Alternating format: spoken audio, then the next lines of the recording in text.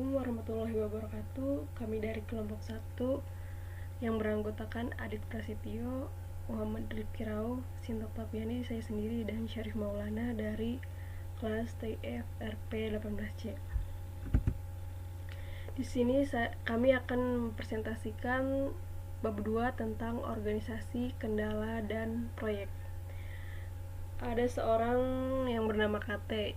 KT ini ialah seorang ekspeditur proyek saat ini.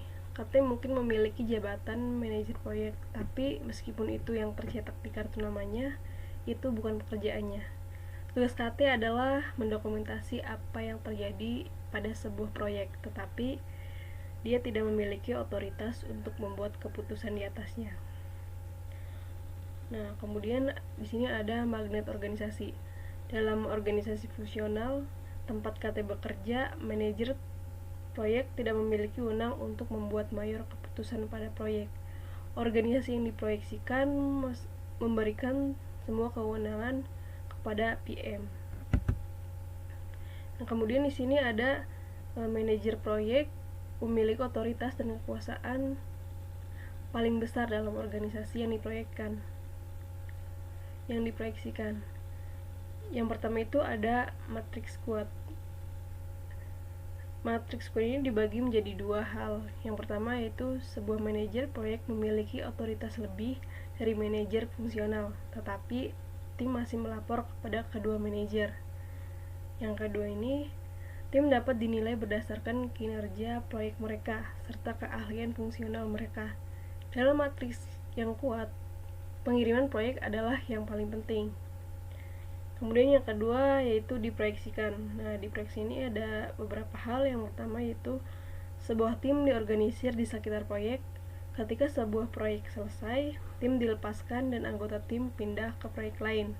Kemudian manajer proyek membuat semua keputusan tentang anggaran proyek, jadwal, kualitas, dan sumber daya. Yang terakhir yaitu PM bertanggung jawab atas keberhasilan atau kegagalan proyek mereka. Pemangku kepentingan negatif. Tidak semua orang yang bekerja dengan Anda mendukung proyek Anda untuk berhasil. Terkadang, orang-orang yang bekerja dengan Anda berpikir bahwa proyek Anda mungkin membawa konsekuensi negatif bagi mereka. Untuk mengatasi hal tersebut, perlu mengetahui apa yang memotivasi semua pemangku kepentingan proyek Anda jika Anda ingin memahami pengaruh mereka terhadap proyek Anda. Selanjutnya, identifikasi pemangku kepentingan. Salah satu hal pertama yang akan Anda lakukan saat memulai proyek adalah mencari tahu siapa pemangku kepentingan Anda dan menuliskan tujuan dan harapan mereka dalam daftar pemangku kepentingan. Dan Anda harus membuat perubahan pada daftar pemangku kepentingan Anda untuk memasukkan mereka sebagai Anda belajar tentang mereka. Selanjutnya, kembali ke mimpi buruk perawatan cat. Saat sedang menangani maintenance sebagai proses berkelanjutan, tim merilis versi baru sepanjang waktu hingga tidak memiliki versi akhir dari produk akan menyebabkan pengguna tidak senang dengan bug dan ketidakpastian stabilitas versi. Dan selanjutnya, mengelola kendala proyek.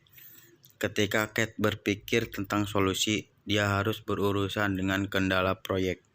Setiap proyek, terlepas dari apa yang sedang diproduksi atau siapa yang melakukan pekerjaan, dipengaruhi oleh kendala waktu, ruang lingkup, biaya, kualitas, sumber daya, dan risiko.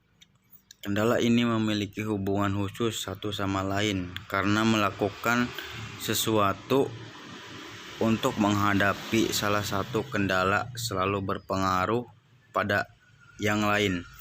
Agar proyek Cat berhasil, dia perlu memikirkan kendala proyek.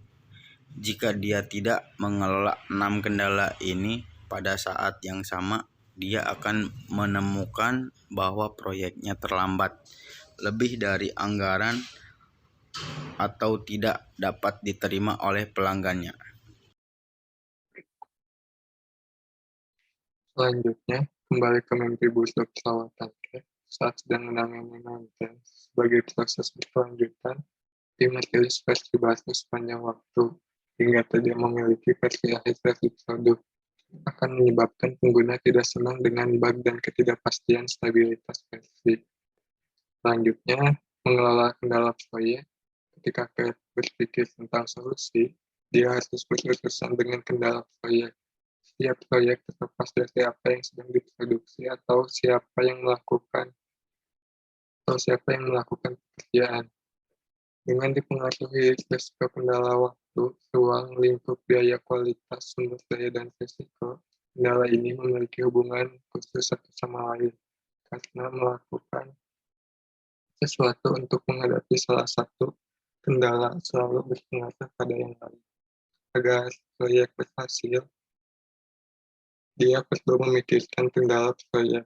Jika dia tidak mengelola 6 kendala ini pada saat yang sama, dia akan menemukan bahwa proyeknya terlambat lebih dari anggaran atau tidak dapat diterima oleh pelanggannya. Selanjutnya, terdapat beberapa kendala yang menyebabkan sakit kepala terbesar bagi manajer proyek di masing-masing skenario. Proyek ini terlambat sehingga manajer proyek memutuskan untuk merilisnya tepat waktu, meskipun kehilangan beberapa tugasnya. Perusahaan tidak memiliki cukup uang untuk berinvestasi dalam proyek, jadi mereka harus menyusun orang-orang dari departemen lain untuk bekerja pada waktu menyelesaikan pekerjaan. Selanjutnya, tim ingin menambahkan lebih banyak penguji untuk menemukan cacat, tetapi manajer proyek menolaknya. Sekitar setengah jalan melalui proyek, PM menyadari bahwa uang itu habis lebih cepat dari yang diharapkan. Dia pergi melalui jadwal untuk mencoba menemukan cara untuk menaikkan tenggat waktu. Seorang manajer proyek konstruksi berasumsi bahwa cuaca akan bekerja sama dengan rencana untuk menyelesaikan pekerjaan, tapi badai petir telah menggagalkan proyek tersebut. Selanjutnya, manajer proyek tidak memperhitungkan biaya lisensi perangkat lunak. Hal itu menyebabkan anggaran yang membengkak di luar kendali. Slide selanjutnya, CAT membuat beberapa perubahan. Yang pertama, dia membagi pemeliharaan menjadi rilis, masing-masing dengan awal yang terdefinisi dengan baik dan selesai. Yang kedua, dia bekerja dengan para pemangku kepentingan untuk menetapkan tujuan lingkup yang harus dipenuhi setiap rilis.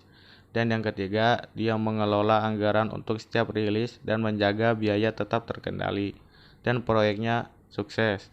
Sekarang perusahaan tahu kapan produk mereka akan dilakukan, berapa biayanya, dan bahwa produk tersebut akan memuaskan pelanggan mereka, dan itu menghasilkan CAT dan band bonus besar.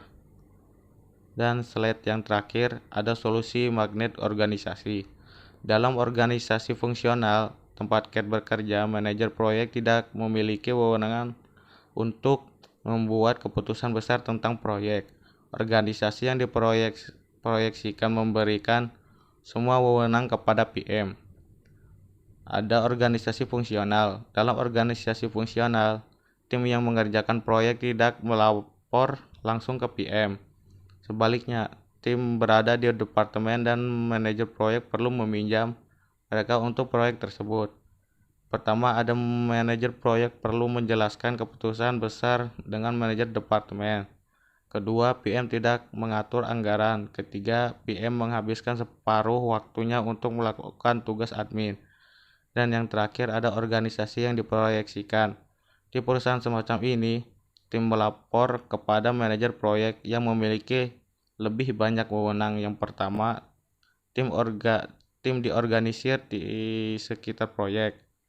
Yang kedua, manajer proyek memiliki anggota tim dan melepaskan mereka saat proyek selesai. Dan yang ketiga, manajer proyek memperkirakan dan melacak anggaran dan jadwal. Sekian dan terima kasih dari kelompok 1. Wassalamualaikum warahmatullahi wabarakatuh.